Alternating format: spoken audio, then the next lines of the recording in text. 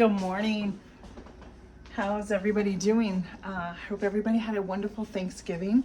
I just wanted to let you know we kicked off our Kitchens from the Gift last Friday. It is a collaboration that I am hosting with some really great channels, and everybody was going to be posting, and I will share that information as I get notified as people post. But there is a list of channels that are participating down in the description box, so make sure you go check them out over the next couple of weeks. Anyhow, I'm back in my kitchen today. I'll be making some more gifts from the kitchen, but today I'm actually working on a canning project. So my canning project for today is actually potatoes. I just washed these potatoes here, and we're gonna start peeling them, soaking them in some cold water, and get ready for the canning. I'm gonna also maybe dehydrate a few of these. I'll see how many quarts I get once I get going here. So I wanted to bring you along. Okay friends, the canning project I'm actually working on today is I am canning potatoes. I am sitting here peeling. My friends and I, we split a 50-pound bag. I'm not sure how many pounds that I've had, but I was able to get 6 jars done yesterday. I'm kind of splitting this up over time. My joints, just some arthritic pain. Sometimes I can bend my hand, sometimes I cannot, and so I stopped yesterday and decided that it was best that I continue today. So what I'm doing right now is I'm peeling. I have a bowl of cold water over here. I'm using my paring knife. I do have a potato peeler, but for some reason I just find using a paring knife for me goes faster. And what I'm gonna do is I cut these in half and then I quarter them and I place them in my hot water, or I'm sorry, my cold water. I'm not sure exactly how many jars I'm gonna do. What I wanna do is I actually wanna dehydrate some of these potatoes. I want to be able to, if I want to be able to make like scallop potatoes, au gratin potatoes from scratch, I want to be able to have some potatoes here dehydrated. So I don't like to buy that stuff. I have, I'm not saying I haven't, but I have. But as I've been going through my grandma's recipes, I found her recipe for the scallop potatoes, which I remember very fondly, just absolutely loving. Whoops, loving them. So, oh, you know what I just realized? Welcome back to Life in the Piedmont. I forgot to welcome you back. Thank you to all the new friends that are here. I appreciate it. Thank you to everybody who comes and watch. I'm just gonna continue to peel potatoes, and then I will show you our next steps to canning. All right, friends, we are back. I'm not done with all the potatoes, but I got quite a few done, and I am gonna start filling 3 jars. But first, I am gonna take about 1/4 teaspoon of salt. This is Redmond's real salt. I'm gonna dump in each jar. Now you can add other stuff, and I was gonna make flavored potatoes, but I decided just to do plain, and I can season them as I go. One of my family's favorite potatoes that I make is a parsley potato that I peel. I boil it first and then chill them, and then I add butter and melt it really good on the potatoes and add parsley. So now I'm gonna tell you something, because I've been canning for a while. My recipe calls that you boil the potatoes for 2 minutes prior to putting them in your jars.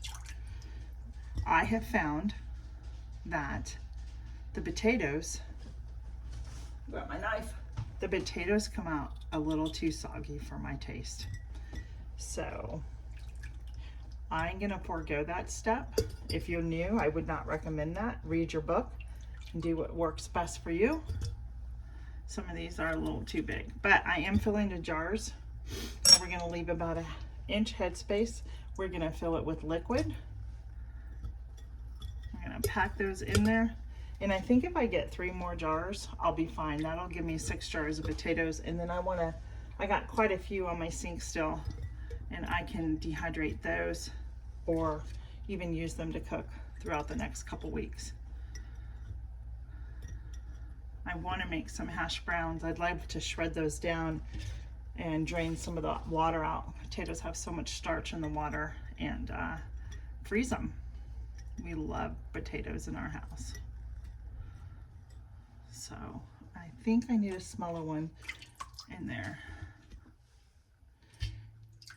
Okay, now to that, I am going to get my container, and we are gonna fill it up with some warm water. And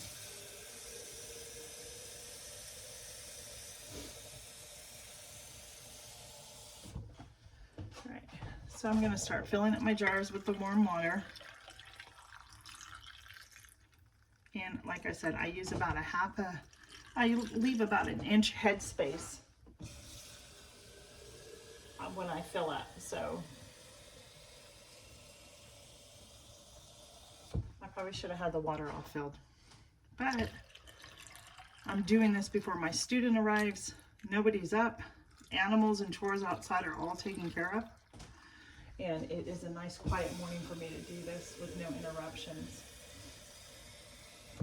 I have a ton of potato peels here. I think what I'm gonna do is take them out to my compost pile that I started this year.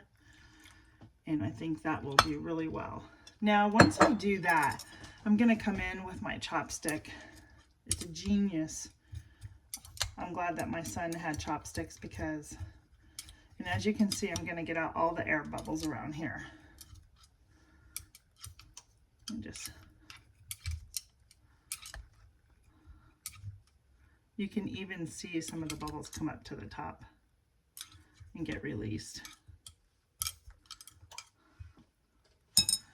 And then I am going to I always take a damp paper towel, and we're gonna wipe the rims really good here. And I have my jars, my lids, and my rings here. I've been sanitizing and sterilizing them. They're in hot water.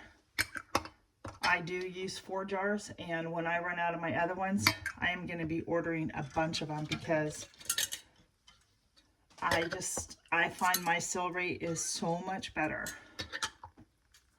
with those. And I'm not just saying that. I use both. Like these other ones have the other brand on there, but I'm not saying it just because, but they really have a great seal on here. So I'm just going to hand tighten those, okay? And then over here, I have purchased, this is my Nesco pressure canner. It's electric. We're going to put in the 3 jars into the canner, and I placed 8 cups of warm water in there. We're going to close it. Let me get this turned around for you. Okay, we're gonna close it, but you wanna make sure this is on exhaust, okay? And then you're gonna come down here and you're gonna hit high, and 70 minutes is what I pressure can at according to my book and my elevation.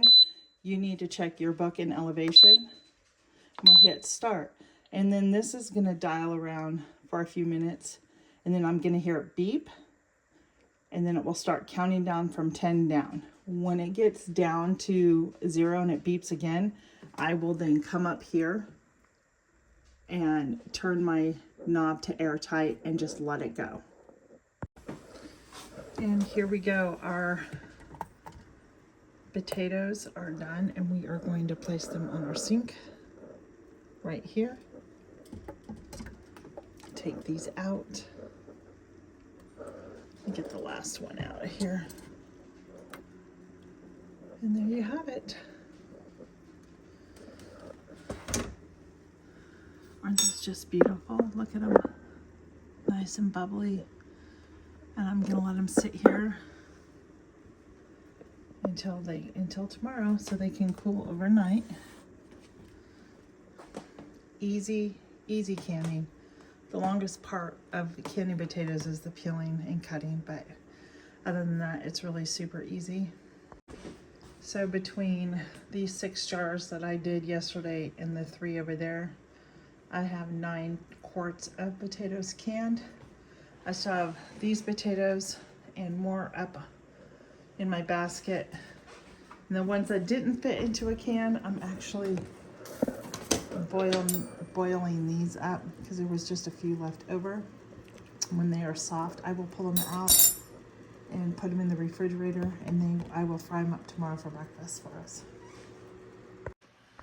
I hope you enjoyed this video on canning potatoes. I encourage you, for the lighting, I encourage you to try this method. You do have to pressure can them though, because it is a low acid food. So just be aware of that. And just 9 more jars to put it downstairs in my pantry. I'm building up my pantry down there, and we're just still trying to reorganize it and clean it. There's so much stuff down there, but yeah. So hey, I hope you enjoyed this. Be blessed and have a happy Merry Christmas, happy holidays. Enjoy the season, enjoy your loved